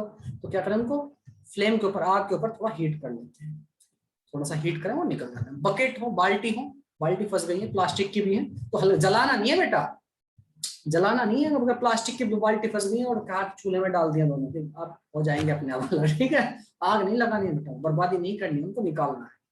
तो क्या करेंगे, उनको हीट कर देंगे। हीट से क्या हो, बाहर वाले को, जो बाहर वाला आपका गिलास है, तो उससे क्या होगा। और ये सब बहुत ही कॉमन चीजें हैं, मतलब जो प्लम्बर वगैरह होते हैं ना, प्लम्बर, हाँ सर वो भी करते हैं इन चीजों को, प्लम्बर सर। हाँ, कभी क्या होता है, जब आपकी पाइपलाइन वगैरह फिटिंग करनी होती है, एक पाइपलाइन दूसरे में फिट नहीं हो पा रही फिक्स, थोड़ी सी, तो थोड़ा सा जरा सा डिफरेंस आ रहा है, तो क्या करेंगे, बाहर वाली पाइपलाइन को वो क्या करेंगे, उससे मोमबत्ती वगैरह जला के उसको हीट कर देंगे, थोड़ी सी वो एक्सपेंड हो जाएगी, उस दूसरे वाली उसमें फिट कर देंगे। ठीक है, उसी की एक्सपेंस। बाल्टी अंदर को नहीं जाएगी? क्या बेटा? वो प्लास्टिक की बाल्टी अंदर को नहीं जाएगी? हल्की सी हीट करनी है आपको, जलाना नहीं। आई रिपीट, बहुत ही हल्का सा टेम्परेचर देना, और टेम्परेचर मिलने का चीजें फैलती हैं, अंदर नहीं जाती हैं। जलाना नहीं है। आप थोड़ा आगे सोच लिया आपने, सोचा कैसे मोमबत्ती की फ्लेम लगाऊंगा तो अंदर की तरफ से पड़ती है, अजीब सी होती है प्लास्टिक, उतना नहीं करना है, हल्का सा टेम्परेचर, और चीजें हीट मिलने का फैलती है। ठीक है, ठीक है, ठीक है, आई थिंक ठीक है, सर ठीक है, ओके।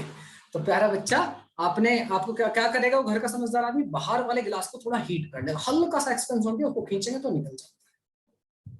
ठीक है, ओके। जो मैं आपको प्लम्बर का बताया, प्लम्बर भी ये सब चीजें करते हैं, पाइप को थोड़ा सा हीट कर लेते हैं, जस्ट जरा हमारे सब कोई डिफरेंस है। ऐसा नहीं करना बेटा कि दोनों पाइप का साइज बिल्कुल सेम है और आप करें नहीं मैं इसको जला जला के इसके अंदर दूसरे को घुसेड़ूंगा, ऐसा नहीं होगा। ठीक है, थोड़ा बहुत साइज का फर्क होगा तो हो जाती है चीजें।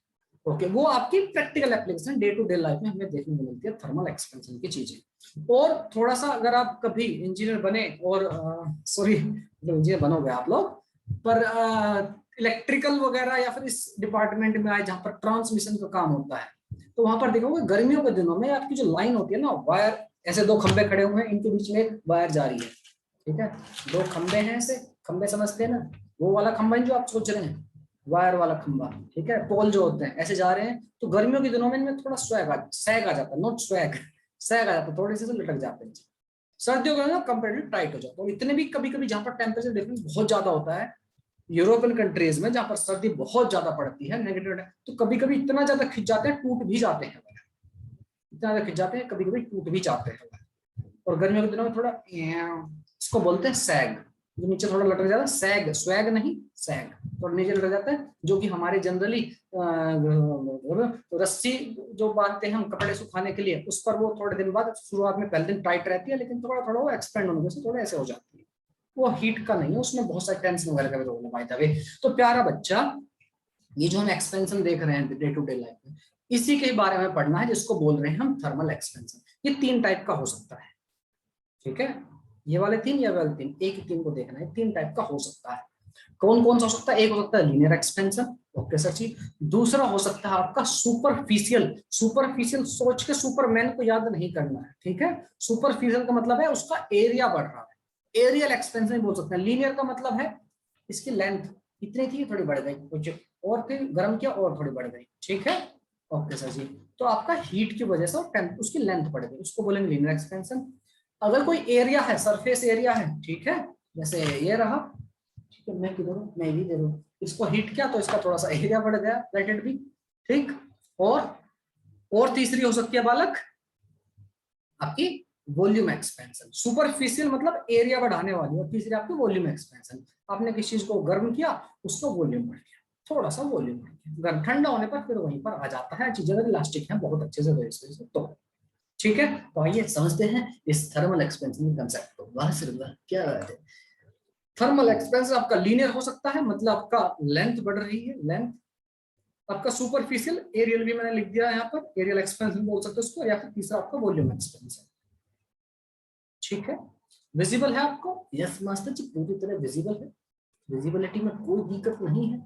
वॉल्यूम एक्सपेंशन, और यहाँ पर प्यारी सी बारिश हो रही है बाहर, और पैरों को मेरे मच्छर खा रहे हैं, वाह क्या नजारा है सर। मच्छरों को सर आप फूट क्यों देते, फूटो उनको। आइए बेटा समझते हैं लीनियर एक्सपेंशन, पहली बात समझते हैं लीनियर एक्सपेंशन, ठीक है। लीनियर एक्सपेंशन की बात और समझते हैं। सपोज करो आपकी जो लेंथ थी, जिस भी चीज की आप लेंथ देख रहे थे, सपोज करो मैं मान लेता हूँ, यस सर जी मान लीजिए सर, ये लो, दोनों पेंसिल बराबर नहीं है, एक छोटी बड़ी, पहले इतनी थी, पहले ये पेंसिल इतनी बड़ी हुआ करती थी, इसको आपने हीट दी और थोड़ी सी बड़ी हो गई, थोड़ी देर के मान लो इसी की लेंथ बड़ी हो, ये थोड़ी सी बढ़ गई, छोटा सा पॉइंट, छोटी सी चिंटू जो बढ़ी है, किस किस चीजों पर डिपेंड कर रही है, अब सोचिए थोड़ा सा, ठीक है। कहने के लिए तो सीधा मैं फॉर्मूला उठा कर रख सकता हूँ, पर थोड़ा सा हल्का सा सोच लेते हैं। तो प्यार बच्चा, ये जो छोटी सी लेंथ बढ़ी है, इधर इधर देखिए, इधर सर मेरे को समझ में नहीं आ रहा, किधर देखने के लिए आप बोल रहे हैं, जहां पर लीनियर लिखा हुआ है लीनियर को देखिए, ठीक है सर। देखिए बालक, थोड़ा थोड़ा मॉलिक्यूल्स में एक एक चीजों में एक्सपेंशन आएगा थोड़ा थोड़ा। और एक बच्चे ने पूछा कि सर ऐसा भी तो हो सकता है चीजें घट जाए या प्लास्टिक अंदर की तरफ चले जाए, ऐसा भी हो सकता है। इसको समझते हैं कि ये गलत क्यों है, ऐसा नहीं हो रहा होगा, तो रीजन समझते हैं। टेम्परेचर पानी बस एक सेकंड, अच्छा था सुनिए, तो चीजें जो है बेटा, हीट पाने के बाद चीजें एक्सपेंड ही क्यों होती है, उसका रीजन समझते हैं। देखिए आपको पता है दुनिया की जितनी चीजें हैं, ईच एंड एवरीथिंग, सारी चीजें वाइब्रेट करती रहती है, एवरीथिंग इज वाइब्रेटिंग। मैं आप जिंदा डेड सब एवरीथिंग इज वाइब्रेटिंग, ठीक है। कुछ थोड़ा सा वाइब्रेशन सब चीजों में रहता है, थोड़ा किसी में ज्यादा, गैसेस में ज्यादा रहता है, सॉलिड में कम रहता है, वाइब्रेशन सारी चीजें करते रहते हैं। जैसे ही आपके मॉलिक्यूल्स को, सॉलिड है अगर कोई, ठीक है, कोई आयरन है, स्टील है, प्लेटिनम है, व्हाटएवर इट इज, तो प्यारा बच्चा जैसे ही उसको हीट मिली, मतलब उसको एनर्जी मिली, तो एनर्जी मिलेगा उसका, अभी ये वाइब्रेशन जो होता है, सपोज करो उतना हो रहा था, अभी क्या होगा, थोड़ा बड़ा समझ में। उसको चाहिए जगह, हमको चाहिए जगह, ठीक है, ये वाला मॉलिक्यूल कहेगा या फिर आपका एटम है, बगल वाला कहेगा कि तुम्हें क्या स्पेस में चाहिए, जगह चाहिए, हमको भी, हम भी इधर से इधर डांस करेंगे। ये कहेगा हम भी इधर से डांस करेंगे। पहले जो था इनका डांस यहाँ पर होता था, ये मान लो दो मॉलिक्यूल है, यहाँ पे जस्ट टकराने से वापस चल जाते। अब इन्होंने कहा कि हम करेंगे ऑसिलेशन, बढ़िया वाला। इन्होंने कहा कि हम करें, हमको चाहिए जगह इतनी चाहिए, ठीक है, हमको चाहिए फुल इज्जत। उन्होंने ऐसा कहा, ठीक है। और इन्होंने भी कहा कि हमको भी चाहिए फुल इज्जत। तो उन्होंने कहा कि भैया अब यहाँ तो हमारा झगड़ा होगा, टकराएंगे तो हम एक काम करते हैं, थोड़ा दूर हो जाते हैं। अब इनको चाहिए इतना स्पेस, पहले कितना चाहिए था, इतना, अब चाहिए इतना। समझ में आ गई बात? तो चीजों का साइज बढ़ जाता है। रेडी है पॉइंट? ठंडा करोगे तो उनकी एनर्जी कम होगी, एनर्जी कम होगी, वाइब्रेशन कम हो जाएगी। बात समझ में आ गई? हाँ सर, बात समझ में आ गई है सर। तो लीनियर एक्सपेंशन पहले इसकी लेंथ जो हुआ करती थी वो आपकी एल थी, जो ऊपर मैंने दिखाया है इसको, ठीक है सर। जैसे ही आपने इसको टेम्परेचर बढ़ाया, सपोज करो लेंथ एल थी, कितने टेम्परेचर टी पर, आपने इसका यहाँ पर टेम्परेचर बढ़ाया, कितना बढ़ा दिया आप कहिए sir, T plus delta T कर दिया, थोड़ा सा टेम्परेचर बढ़ा दिया। उस थोड़ी सी टेम्परेचर की वजह से क्या होगा सर, मुझे भी पता क्या होगा, इसकी बढ़ेगी भैया लेंथ। लेंथ कितनी जाएगी? एल प्लस डेल्टा एल जाएगी। और ये जो डेल्टा एल है ना बेटा, जितना चेंज आएगा डेल्टा एल, वो जो होगा वो डायरेक्टली प्रोपोर्शनल किस किस चीज पर आपको लगता है? एक तो टेम्परेचर डिफरेंस, जितना आपने टेम्परेचर बढ़ाया उसके डायरेक्टली प्रोपोर्शनल होगा, बिल्कुल होगा। दूसरा डायरेक्टली प्रोपोर्शनल होगा इसकी लेंथ के।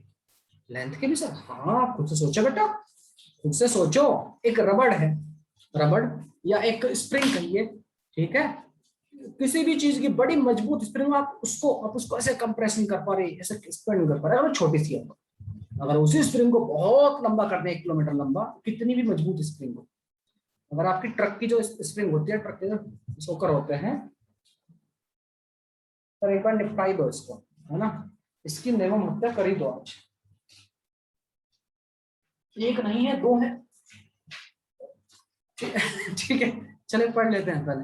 तो बेटा स्प्रिंग जो उसकी ट्रक के सोकर की बात कहूं तो इसकी स्प्रिंग बहुत, आपके वजन से उसको कुछ फर्क नहीं पड़ेगा, लेकिन वही स्प्रिंग 1 किलोमीटर लंबी हो और आप उसको खींचो तो क्या लगता है, जरा सा 0.0001 मिलीमीटर भी आप हल्का सा एक राउंड पे फर्क पड़ रहा है, तो आप जाकर के हो सकता है 1 किलोमीटर लंबी में 1 मीटर, 1 सेंटीमीटर या 1 मिलीमीटर जो भी है चेंज ले आओ, अगर लेंथ बढ़ जाएगी। तो बिल्कुल वही कहानी आती है।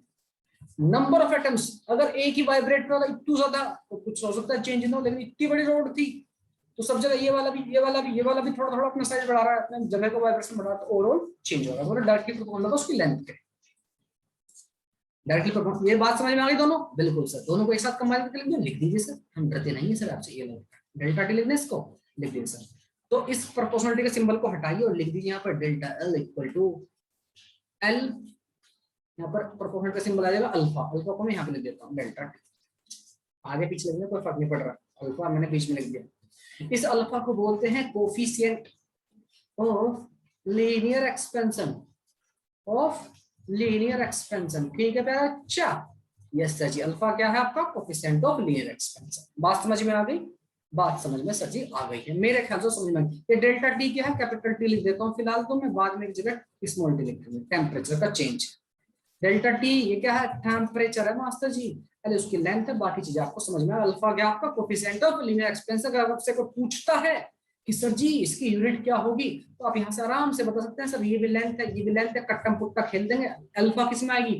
पर यूनिट डिग्री सेल्सियस या फिर पर यूनिट आपका केल्विन, जिसमें भी आपके टेम्परेचर हो रहे हैं। बढ़िया पॉइंट, बढ़िया पॉइंट सर। अच्छा, सुपरफिशियल या फिर एरियल, सेकंड वाली को देखते हैं, सुपरफिशियल या फिर एरियल एक्सपेंशन। इस पर आ जाइए। आ गए सर जी, यहां पर आपका एरिया का चेंज होगा, बिल्कुल इन द सिमिलर फैशन। आपका एरिया क्या है? डायरेक्टली प्रोपोर्शनल है एरिया के टेम्परेचर के।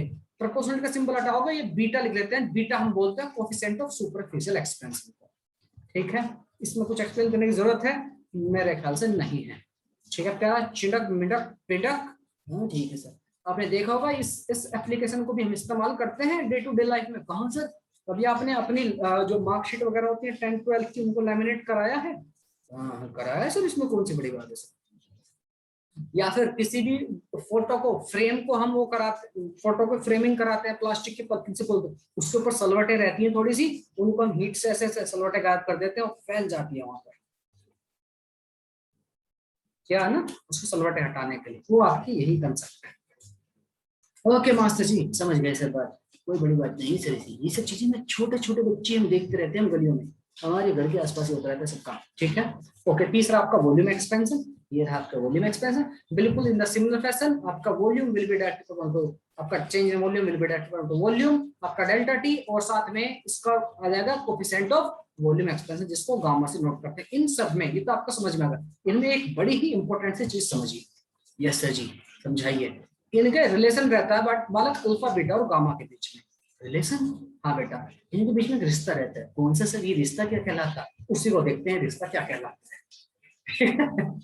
ठीक है, अल्फा बीटा गामा के बीच में बेटा एक रिलेशन रहता है। क्या रहता है सर बताइए? इन इस रिश्ते को मैं क्या नाम दूं सर? ऐसा अल्फा बीटा गामा पूछ रहे हैं आप लोगों ने कहा, अच्छा आप ही देते हैं इसको नाम। ठीक है, very funny sir, very funny, आपकी इंग्लिश इज सुपर्ब सर। अच्छा जी, सुनिए प्यारा बच्चा, रिश्ता क्या है इनके बीच में, रिलेशन क्या है वो समझते हैं। रिलेशन बिटवीन देम, ये इसके चाचा के ताऊ के लड़के के मेरे भाई का छोटा चिंटू है। कौन सा? अल्फा बीटा के। हाँ, और गामा सर? गामा क्या? गामा को आपने ऐसे छोड़ दिया? नहीं छोड़ा, नहीं है बेटा। अल्फा बीटा गामा के बीच में रिलेशन ये है, कुछ इसको ध्यान में रखिए, उसका डायरेक्शन हम नहीं लेके आ रहे हैं। बीटा जो होता है लगभग अप्रोक्सीमेटली ट्वाइस ऑफ अल्फा होता है, और गामा जो होता है लगभग थ्राइस ऑफ अल्फा होता है। ओह ऐसा? हाँ ऐसा। तो अगर आपसे पूछे अल्फा बीटा गामा का रिलेशन क्या है, तो अल्फा को अल्फा लिखिए, बीटा को 2 टाइम्स अल्फा लिख सकते हैं, गामा को 3 टाइम्स अल्फा लिख सकते हैं। डेरिवेशन तो हम नहीं जा रहे हैं, तो 1:2:3 रेशियो में रखते हैं। समझ में आ गई बात? डेरिवेशन पे जाने की जरूरत नहीं है, बस we do not need such type of derivation, we are cool people, ठीक है, we are on the revision side. Okay sir ji, तो इसी बात पर एक क्वेश्चन हो जाए, मार दीजिए सर, मेरे मुंह पर एक क्वेश्चन मार दीजिए उठा करके। बेटा क्वेश्चन बस आपकी स्क्रीन के ऊपर आ रहा है, दिल थाम कर बैठिए। चलिए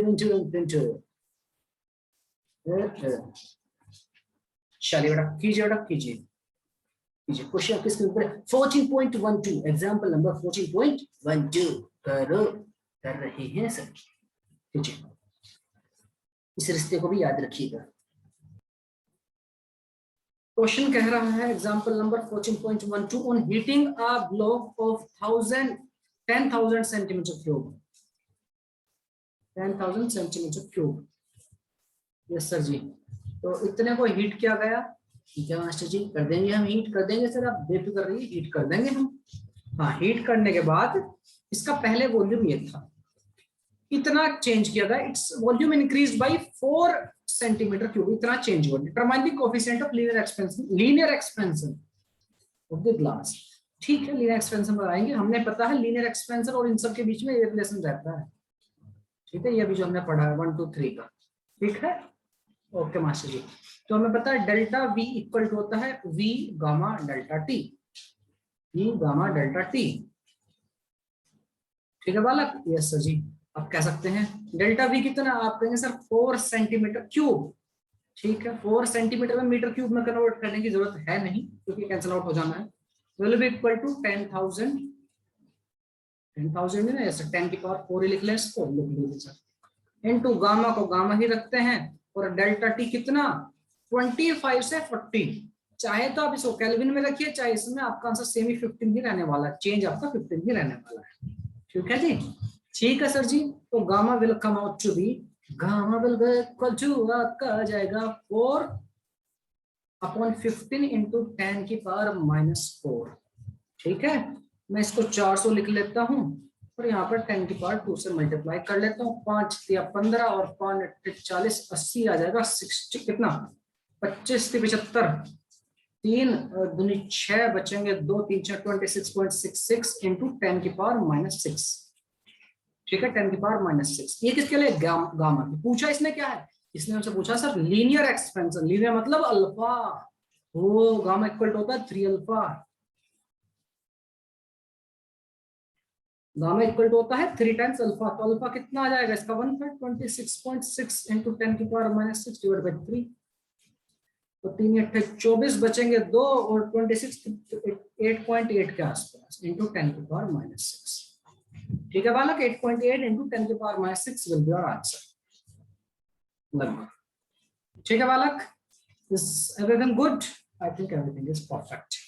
इसको आप मीटर क्यूब में भी कन्वर्ट करोगे तो कैंसिल आउट हो जाने, क्योंकि इधर भी वॉल्यूम है इधर भी वॉल्यूम है। सेंटीमीटर क्यूब 10 की पावर -6 से आप मल्टीप्लाई भी करते हो तो कोई फर्क नहीं पड़ने वाला, आंसर आपके सेम रहने वाला है, दोनों तरफ मल्टीप्लाई होंगे ना चीजों की। तो अच्छा सर, बिल्कुल सही बात है सर। ठीक है प्यारा बच्चा, ठीक है सर जी, बिल्कुल ठीक है। चलो किसी बात पर एक और क्वेश्चन ले लें, हम सर ये क्वेश्चन करते हैं। One more question for you. The length of a steel rod is 5 centimeter longer than the length of brass rod. तो मैं मान लेता हूँ length of brass rod is large HB L. तो आपकी स्टील रोड की कितनी हो जाएगी? आपकी हो जाएगी L+5. एग्री? बिल्कुल agree. If this difference in their length is to remains the same at all the temperature, आपको हीट कर रहे हो, गर्म कर रहे हो, ठंडा कर रहे हो, कुछ भी कर रहे हो, तो आपका क्या हो रहा है? उनका जो डिफरेंस है लेंथ का वो सेम ही है, उस पर कोई फर्क नहीं पड़ रहा है सच्ची। ठीक है जी, okay. Then find the length of brass rod, आपको लेंथ ऑफ ब्रास रोड बतानी है। Coefficient of linear expansion of steel and brass are given as this. ठीक है, अब एक बात बताइए बालक, अगर इनकी लेंथ जो है, इनमें जो एक्सपेंशन हो रहा है, दोनों में एक्सपेंशन बराबर हो रहा होगा, दोनों के अंदर एक्सपेंशन बराबर हो रहा होगा, isn't it? भाई अगर आपकी लेंथ पहले सपोज करो, मैं बहुत ही ऐसी वैल्यूज ले रहा हूँ जो प्रैक्टिकल नहीं होती है, बट समझिए इस चीज को समझाने के लिए। ये आपकी ब्रास रोड है, ठीक है, ये आपकी स्टील की रोड है, ठीक है, ठीक। आपने दोनों को हिट किया सेम टेम्परेचर से। सपोज करो पहले 1 मीटर की हुआ करती थी, अब ये हो गई है 1.5 मीटर प्लेटेड की, होगा नहीं ऐसा। और ये आपकी अगर अभी कितने का डिफरेंस था? 5 सेंटीमीटर का डिफरेंस था ये। तो प्यारा बच्चा, अगर ये पहले से 1 मीटर प्लस 5 सेंटीमीटर थी, तो अब इसकी लेंथ इंक्रीज करके कितनी हो रही होगी? तो आप कहेंगे सर 1.5 मीटर प्लस 5 सेंटीमीटर, तभी तो डिफरेंस सेम रहेगा। मतलब इसका इलोंगेशन जो हुआ है, चेंज इन लेंथ जितना हुआ, वो दोनों ही केस में सेम है। ये भी आपको कितनी आधा मीटर बढ़ी, तो ये भी आधा मीटर की बढ़ रही है। एग्री? बिल्कुल सर एग्री इस बात से। तो प्यारा बच्चा, हमें पता है डेल्टा एल क्या होता है, आप कहेंगे sir L alpha delta T होता है सर, हाँ कि ना? बिल्कुल सर। तो ये आपका ब्रास के लिए मान लेता हूँ, ब्रास और ये वाला डेल्टा एल स्टील के लिए मान लेता हूँ, कितना? एल स्टील, अल्फा स्टील और टेम्परेचर का चेंज दोनों बस से। तो ये दोनों होने वाले हैं बराबर। अगर मेरे को डिवाइड कर तो 1 आएगा। बिल्कुल सर डिवाइड कर दीजिए, हम डरते थोड़ी ऐसे। ठीक है, डिवाइड कर देते तो ये दोनों सेम, तो 1 हो जाएगा। तो इस तरह डिवाइड किया। एल ब्रास कितना मानता है? एल और स्टील मानता है L+5। डेल्टा टी से डेल्टा टी बढ़ जाएगा जब इसको डिवाइड करोगे इनटू आपका alpha of brass upon alpha of steel. इनको इधर ले जाइए, या जैसे भी आपको सोल्व करना है, ये आपकी मर्जी है। तो यार अब तो कर ही दोगे इसको, ठीक है। तो L upon L+5 will be equal to alpha steel upon alpha brass. Alpha steel कितना? आप कहेंगे सर अल्फा स्टील मुझे गिवन है, कोएफिशिएंट ऑफ स्टील कितना है? 12 × 10⁻⁻6 और ब्रास कितना? 18 × 10⁻⁻6 सर। ये के बाद 6 दूनी 12, 6 18 सर। क्रॉस मल्टीप्लाई करके कट्टा पुट्टा कर दो, 3L will be equal to 12 + 10। तो L will come out to be 10 centimetre. मुझे ब्रास की ही चाहिए थी, क्वेश्चन में ब्रास ही पूछा था। पूछ सकता था आपसे स्टील पूछ ले, इनका रेशियो पूछ ले, वगैरह वगैरह। हमें तो ब्रास का चाहिए, तो ब्रास को हमने L माना था। हमारा आंसर आ गया कितना?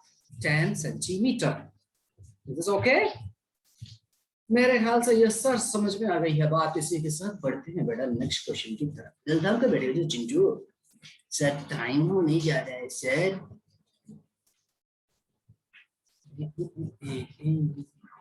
क्वेश्चन कहाँ है सर? नेक्स्ट बस आ रहा है, थोड़ा सा अपने दिल को थाम करके बैठ गए हैं सर। यहीं पर आएगा sir question. Yes sir. Chintu बेटा कंप्यूटर जी क्वेश्चन के ऊपर पढ़ाया जाए। ये बेटा लीजिए बेटा, देखो दोनों क्वेश्चन आपको डिफरेंस दिख रहा है? नहीं सर, अलग अलग क्वेश्चन डिफरेंस नहीं, अलग अलग नहीं बेटा। ये धुला हुआ क्वेश्चन और बिना धुला। वाह, ये है बेटा सर्फ एक्सेल की धुलाई, और वो था साधारण डिटर्जेंट। टिंग टिंग टिंग। ये देखो बेटा क्वेश्चन में डिफरेंस देखो बेटा। वाह, ये सर्फ एक्सेल नहीं था सर, ये सर्फ एक्सेल है। कीजिए बेटा सर्फ एक्सेल वाला क्वेश्चन कीजिए।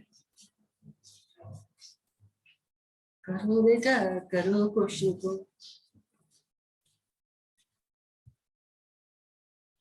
A steel ruler exactly 20 centimeter long is graduated to give measurement at। देखिए इसका graduated का क्या मतलब, इसको ध्यान से समझ लेना। मतलब इस पर ये डिजाइन किया था, इस पर ये ठीक काम करता है। इस ग्रेजुएशन का मतलब, इस ग्रेजुएटेड का मतलब जो है वो नहीं है कि ग्रेजुएशन, यहाँ पर इसने ग्रेजुएशन की है, पढ़ाई लिखाई नहीं कर रहा है। ग्रेजुएटेड का मतलब है बालक किस टेम्परेचर पर आपने इसको डिजाइन किया है। तो 20 डिग्री सेल्सियस पर आपने डिजाइन किया है, मतलब 20 डिग्री सेल्सियस पे सही रीडिंग दे रहा होगा। कितनी लेंथ है इसकी? 20 सेंटीमीटर। अब क्वेश्चन पूछ रहा है will it give reading that are too long और too short at the lower temperature. समझिए इस बात को क्या कह रहे हैं, ध्यान से समझना बालक क्या कह रहा है। फर्स्ट पार्ट इसमें बच्चा खा जाता है, इसमें गच्चा मतलब क्या है, एक बात समझिए बालक। सपोज करो ये मेरे स्केल है, ये मेरा स्केल ओरिजिनल है, ये 20 डिग्री सेल्सियस पर मैंने डिजाइन किया। अब इसने फर्स्ट पार्ट में पूछा है एट लोअर टेम्परेचर, करेक्ट हुआ? At lower temperature, lower temperature पर इसकी हाइट हो गई घट करके इतनी, मान लेते हैं इसी को, मान लेते हैं छोटा छोटा चीज, ठीक है। ध्यान समझना इस चीज को, इसकी पहले इतना हुआ करता था, अब इसको ठंड लगी इतना हो गया, ठीक है, थोड़ा छोटा हो गया। अब क्या हो रहा होगा, इसके ऊपर जो स्केल है 1 सेंटीमीटर 2 सेंटीमीटर 3, उनके बीच में घट गई, उनके बीच का गैप गया घट, समझ लो सिकुड़ गया, ये सिकुड़ गया। जब ये पहले कहता था कि बस 20 सेंटीमीटर कितना इतना, अब क्या कह 20 सेंटीमीटर कितना, तो रीडिंग जो दे रहा होगा, अगर आप किसी चीज को एक्चुअली किसी चीज को लेके आओ, सपोज करो ये मोबाइल है आपका फ्लैटेड भी, ये मान लेते हैं 15 सेंटीमीटर का है यहाँ से यहाँ का, ठीक है, ओके सर जी।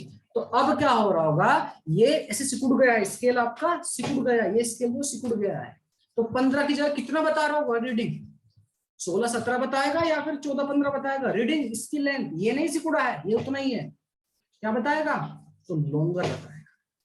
जब खुद सिकुड़ गया है तो स्केल रीडिंग कैसे बताएगा, बड़ी बताओ, ये बताएगा कि नहीं ये 15 का नहीं है, कितने बताएगा, ये कहेगा 16-17 सेंटीमीटर का है।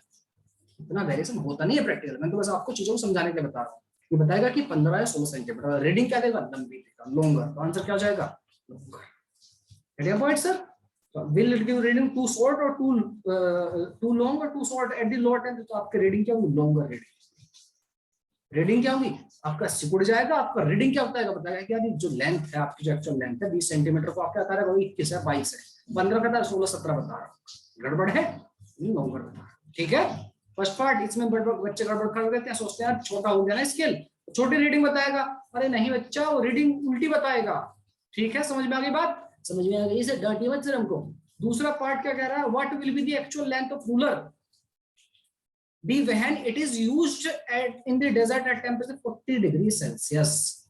तो not a big thing, delta L equal to कितना होता है, आप कहेंगे sir L alpha delta D होता है। सर एल कितनी थी सर, 25 सर, अल्फा कितनी है 1.2 × 10⁻⁵ सर, टेम्परेचर का चेंज कितना हुआ 40, डिजाइन क्या कहाँ गया हुआ था 20 पर, तो चेंज कितना 20, बस 12 चौक 48, तो समथिंग इसी तरह कुछ आ जाएगा, 20 दूनी 400 और 1 0 से 1 0 कट्टम कुट्टा खेल दिया, और 40 और 12 चौक 48 48, ठीक है, जैसा × 10⁻⁵, मतलब आपका 0.048 इतना चेंज हुआ डेल्टा। तो नई लेंथ कितनी हो जाएगी, L plus delta, total length तो इतनी होगी ना, yes sir, 20 centimetre plus this 20.0048 centimetre, इतनी हो जाएगी लेंथ डेजर्ट में, ठीक है प्यारे बच्चा। मेरे ख्याल से बात आपको आ गई है समझ में। हाँ तो प्यारे बच्चों, मिलेंगे नेक्स्ट क्लास में, तब तक के लिए अपना ख्याल रखिए, मस्त रहिए, bye bye, take care, this is Jagat Jani signing off.